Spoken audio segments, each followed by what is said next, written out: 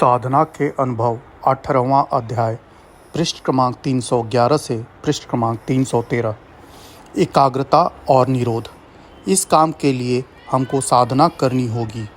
जो लोग इसके मास्टर हैं उनसे इसका सबक लेना होगा। नित्य प्रति बिना नागा किए उसका अभ्यास करना होगा। तब कहीं वर्षों में लगातार परिश्रम से मन और चित्त पर अधिकार हो सकेगा और हम सेकंडों या मिनटों को उसे शांत देख सकेंगे और इनकी शांति के लिए विश्व की शांति का अनुभव कराएगी। शांति की प्राप्ति के लिए जब हम मन पर अधिकार जमाने का उद्योग करने बैठते हैं तो दो अवस्थाओं से हमको गुजरना होता है। प्रथम एकाग्रता और द्वितीय निरोध। एकाग्रता में मन को एक ध्येय पर, एक बिंदु पर रोका जाता है।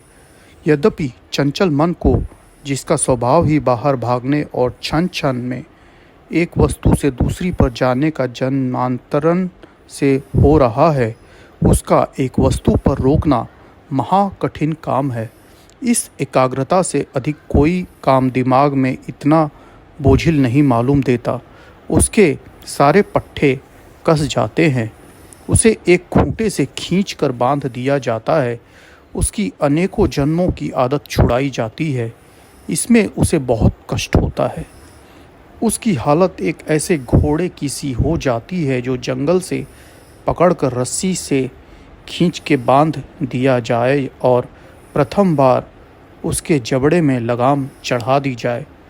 शास्त्र कहता है, वृत्ति सारूप्य मी तरत्र। इसका अर्थ यह है कि मनुष्य का दिमागी शरीर उसी शक्ल में ढल जाता है। इसका ख्याल कायम किया जाता है। ऐसी एक ही शक्ल बिना तब्दीली आँखों के सम्मुख रखना एकाग्रता कहलाती है। दिमागी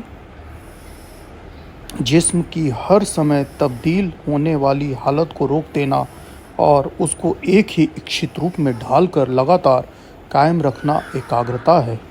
स्थिरतापूर्वक एक ही शक्ल को दिल में कायम रखना और उसी सांचे में सारे अंतःकरण को ढाल देना एकाग्रता कहलाती है।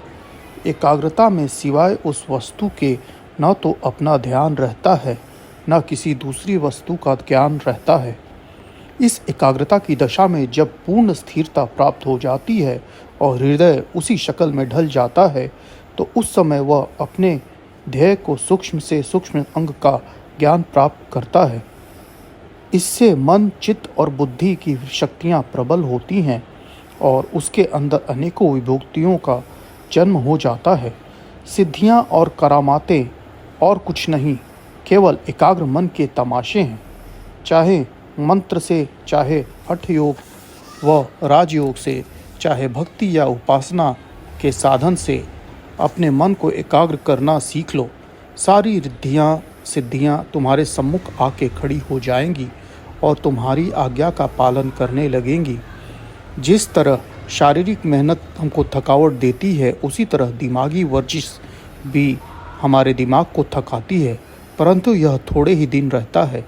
धीरे धीरे स्वभाव बन जाता है और फिर हम इस काम के लिए पक्के हो जाते हैं। इसलिए यह नियम है कि अभ्यास शुरू में अधिक न करें। जितनी देर करें उससे दिमाग थकावट न महसूस करे। एकाग्रता की साधना पुख्ता हो जाने पर एक सिद्ध हमको ऐसी मिलती है जिसके द्वारा ख्याल करते ही सूक्ष्म से सूक्ष्म पदार्थ का ज्ञान हो जाता है। किसी बड़े से बड़े सिद्धांत के लिए, किसी बड़ी सी बड़ी समस्या के लिए उसे सोचने की आवश्यकता नहीं होती।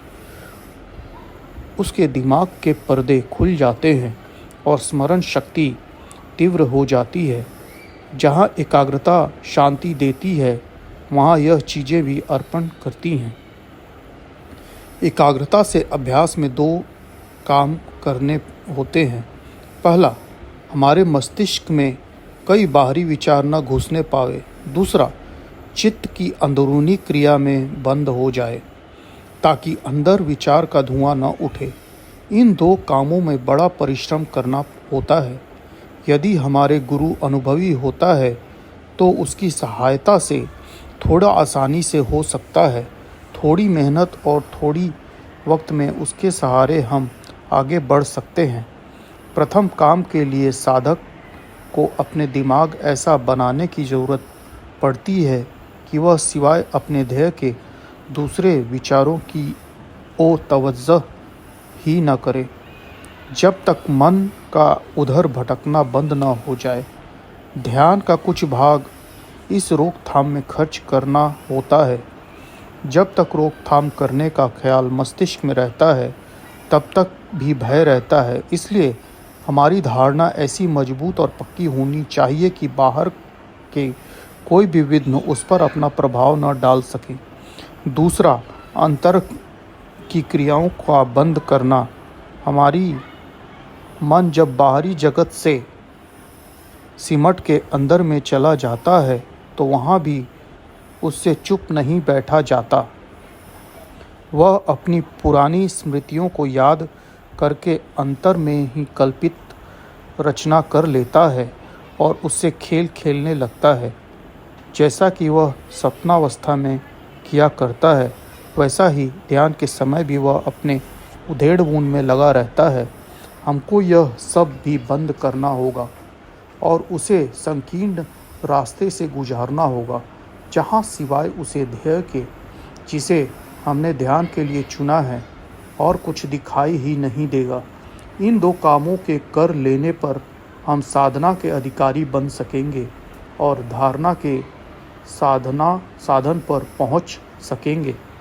आगे ध्यान और समाधि में जाने के लिए इसके परे भी हमको पहुंचना होगा। एकाग्रता में बड़ी विचित्र शक्ति होती है। यह मन को समेटे हुए शक्ति सभी कुछ करने का सामर्थ्य रखती है। फैला हुआ जल कभी कोई काम नहीं कर सकता और उसी जल को इकट्ठा कर एक धार में प्रवाहित करने पर उससे विद्युत पैदा की जा सकती है। अनेकों मशीनें चलाई जा सकती हैं। ऐसे ही मन की शक्तियों का हाल है। भाप खुली हवा में उड़कर वायु में लोप हो जाती है। एक छोटे से छोटे तिनके को भी वह नहीं हिला सकती, परंतु भाप यदि एक पतली नली में होकर निकले तो जाए तो बड़े से बड़े इंजन को खींच ले जाती है। बाहरी विचारों का प्रभाव रोकने के अंतर की क्रिया बंद करने का काम कठिन है। उसका दबाव बड़ी मुश्किल से हटता है, क्योंकि उसका संबंध गहराई में जाकर हमारी ही जीवन शक्ति से होता है। बाहरी दुनिया से मुंह मोड़ लेना आसान है, आंतरिक जगत के खामोश करने से, क्योंकि अपना ही अहंकार, अपना ही मन उस तमाशों में फंसा होता है। यदि हम मन और अहम के यह खेल बंद कर सके तो हमको अपनी शक्तियों का और इस मिथ्या जगत के यथार्थ ज्ञान प्राप्त हो सकता है और यही ज्ञान हमको शांति दे सकता है। जिन बातों को हम पुस्तकों में पढ़ा करते थे, दूसरों के मुख से सुना करते थे कि हम दूसरी चीज़ हैं और मन इत्यादि हमारे मातहत दूसरी चीज़ हैं, शरीर हमारा है, हम शरीर से अलग हैं, हम न जन्मते हैं न मरते हैं, यह लोक को छोड़ के दूसरे मकान में चले जाना मृत्यु है, इससे हमको क्या कष्ट हुआ और हमारा क्या बिगड़ गया। जब तक यहाँ हैं, यहाँ की चीज़ों से संबंध है, वह हमारी है। चल दिए यहाँ का कारोबार छोड़ा, साथी छोड़े और सारी वस्तुएं जो शरीर व्यापार के लिए इकट्ठी की थी छोड़ दी, फिर उससे क्या काम, दूसरे स्थान पर पहुंचकर फिर इकट्ठी कर लेंगे इत्यादि। जब तक मन की स्थिरता हमको मिल जाती है तो इस प्रकार का ज्ञान प्रत्यक्ष सम्मुख आ जाता है। उस समय ममत्व छूट जाता है। राग द्वेष, हर्ष शोक, सुख दुख इत्यादि के द्वंद्व परे हट जाते हैं और हम शांत को आनंद के सागर में तैरने लगते हैं।